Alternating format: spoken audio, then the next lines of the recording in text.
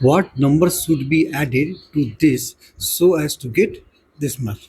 तो आप लिखिए कि लेट एक्स नंबर को हम ऐड करते हैं किसके साथ में, -7 8 के साथ में, तो क्या मिलेगा हमें 5/9 मिलेगा। अब क्या है, एक्स को अकेला छोड़ना है, इसको इक्वल टू को उधर में मंकी जंपिंग करा देंगे, तो क्या निकलेगा ये 5/9 और ये माइनस क्या हो जाएगा इधर जाके +7/8।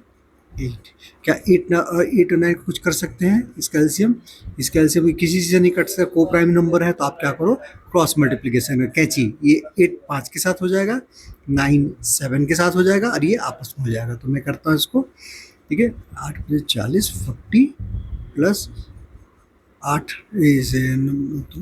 63 और नीचे क्या हो जाएगा 8 9 72, दोनों को प्लस कर दीजिए तो क्या हो जाएगा 3 4 10 और 72, ये होगी एक्स की वैल्यू।